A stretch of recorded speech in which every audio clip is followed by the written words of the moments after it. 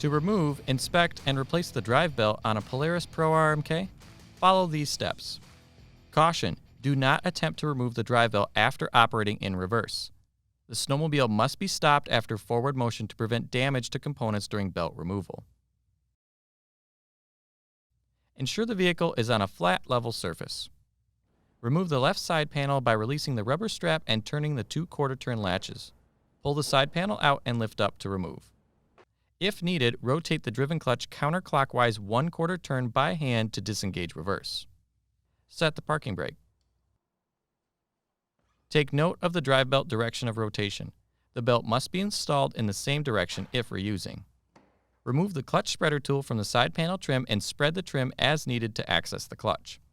Insert the clutch spreader tool into the threaded hole of the driven clutch and turn clockwise to spread the clutch.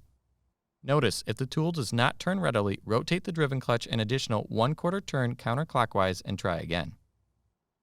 Carefully walk the belt off the driven clutch and remove from the drive clutch. Inspect the belt for any fraying, hourglassing, loose cords, missing cogs, abrasions, burns, or damage and replace if needed. Clean the area around the clutches thoroughly. Warning: failure to remove all debris when replacing the belt could result in vehicle damage, loss of control, and severe injury or death. If replacing the belt, clean with a mixture of warm, soapy water and ensure the part number on the belt is facing outwards when installed. Loop the belt over the drive clutch and begin to walk it over the driven clutch sheave. Spin the belt while removing the clutch spreader tool to help seat the belt. Completely remove the clutch spreader tool. Reconnect the side panel trim and reinstall the clutch spreader tool. Reinstall the side panel by inserting the tabs at the bottom and top. Secure the rubber strap and turn the 2 quarter turn latches.